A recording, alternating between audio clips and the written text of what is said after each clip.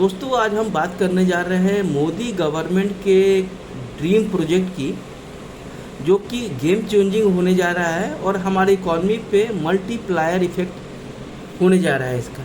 दोस्तों इसका नाम है डेडिकेटेड फ्रेट कॉरिडोर। दोस्तों जब आप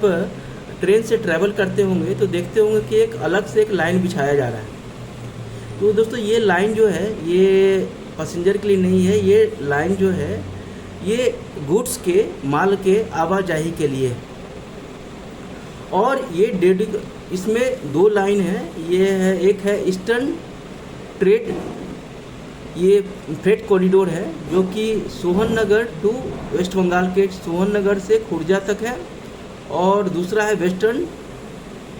फ्रेट कॉरिडोर, इसमें दादरी से लेके संतनगर तक है। और इसका दोस्तों फ़ायदा क्या होने जा रहा है, एक तो पैसेंजर ट्रेन जो है इसमें इसके आवाजाही में कोई बाधा नहीं होगी हमारे आवाज़, और स्पीड जो है हमारी जो अभी ट्रेन की जो स्पीड है जो 120 से लेके 150 किलोमीटर पर आवर का है, वो बढ़ कर के फ्यूचर में आपका 200 से 250 किलोमीटर होने जा रहा है। और अभी जो माल की आवाजाही की जो स्पीड है, जो पहले जो थी 25 से 26 किलोमीटर जो थी, अब आज के दिन में 65 किलोमीटर हो गई है पर आवर के हिसाब से, और फ्यूचर में ये 100 से 150 किलोमीटर होने जा रहा है। और ये दोस्तों डेडिकेटेड फ्रेट कॉरिडोर करीब करीब रेडी हो गया है और दिसंबर तक फुल्ली फंक्शन हो जाएगा और स्टार्ट हो जाएगा। और दोस्तों फ़ायदा क्या है इस फ्रेट कॉरिडोर का, एक तो लॉजिस्टिक कॉस्ट जो है ये काफ़ी कम हो जाएगा। पहले जो था दूसरे कंट्री के कंपैरिजन में देखा जाए तो इंडिया में अभी भी लॉजिस्टिक कॉस्ट जो है काफ़ी हाई है। तो दूसरे कंट्री चाइना हो गया, दूसरे या वियतनाम हो गया, इन कंट्रीज़ के कंपैरिजन में हम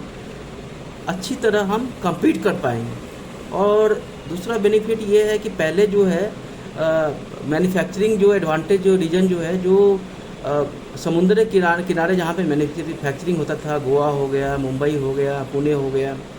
तो उनको ही एडवांटेज था। अब आज के दिन में आप कहीं भी इंडिया में कहीं भी प्रोडक्शन करें और उसको आराम से आप इस इंडिया में या कहीं भी बेच सकते हैं, एक्सपोर्ट कर सकते हैं काफ़ी कम टाइम में, काफ़ी सस्ते, लॉजिस्टिक कॉस्ट काफ़ी कम अमाउंट है। मतलब ये कि बिहार में या यूपी में खुर्जा में कहीं प्रोडक्शन करें या हिमाचल प्रदेश में कहीं प्रोडक्शन करें, और इसको आप इंडिया के कहीं किसी भी कोने में एक दिन में या 1 से 2 दिन में आप भेज सकते हैं और एक्सपोर्ट कर सकते हैं, 1 से 2 दिन में आप पोर्ट तक पहुंचा सकते हैं। और पहले जो आप नोएडा में प्रोडक्शन होता था और माल को पहुंचने में 4 दिन लगता था, अदानी पोर्ट हुआ या जवाहरलाल नेहरू पोर्ट हो गया, वहाँ उसके थ्रू निर्यात करने में आज के दिन में केवल 1 दिन में ही वो पोर्ट तक पहुंच जा रहा है और इसको आप एक्सपोर्ट कर रहे हैं। तो एक तो डिले कम हो रहा है, ट्रांजिट कॉस्ट कम हो रहा है, और जो आवागमन में जो टाइम वो जो लॉजिस्टिक कॉस्ट कम हो रहा है, और जो बीच का जो टाइम जो ज़्यादा लगता था उसमें जो सामान ख़राब हो जाता था, जैसे सब्जी हो गया, दूध हो गया, ये सब भी काफ़ी एडवांटेज में कहीं भी प्रोडक्शन करिए और कहीं भी इसको भेजिए, ये काफ़ी बेनिफिट हो गया। मतलब कि आप दिल्ली, नोएडा, गुड़गांव या पुणे, बेंगलोर में प्रोडक्शन करने की ज़रूरत नहीं है, खुर्जा में प्रोडक्शन कर सकते हैं, बिहार के हाजीपुर में कहीं भी प्रोडक्शन कर सकते हैं, या एमपी में कहीं भी बैक वाटर है जहाँ पे कोई इंडस्ट्री नहीं है तो वहाँ भी इंडस्ट्री अब लगने जा रहा है और इसका एक्सपोर्ट होने जा रहा है, प्रोडक्शन हो रहा है, कहीं भी इंडिया में आप भेज सकते हैं। तो ये दोस्तों ये मल्टीप्लायर इफेक्ट हमारी इकॉनमी में होने जा रहा है, और इसका बहुत सारी प्राइवेट सेक्टर भी काफ़ी यूज कर रहे हैं डेडिकेटेड फ्रेट कॉरिडोर को, जैसे अमेजन हो गया, फ्लिपकार्ट हो गया। पहले जो है रोड के थ्रू ट्रक के थ्रू ये एक जगह से दूसरी जगह भेजते थे, अब वो ट्रेन के माध्यम को यूज कर रहे हैं, जिससे एक तो उनका कॉस्ट कम हो रहा है और पेट्रोल और डीजल का यूज नहीं हो रहा है। पता है कि आपको डेडिकेटेड फ्रेट कॉरिडोर पे जो गाड़ी जो चलती है वो इलेक्ट्रिसिटी के द्वारा चलती है, तो इसमें ग्रीन हाउस इमिशन नहीं हो रहा है, कार्बन डाइऑक्साइड का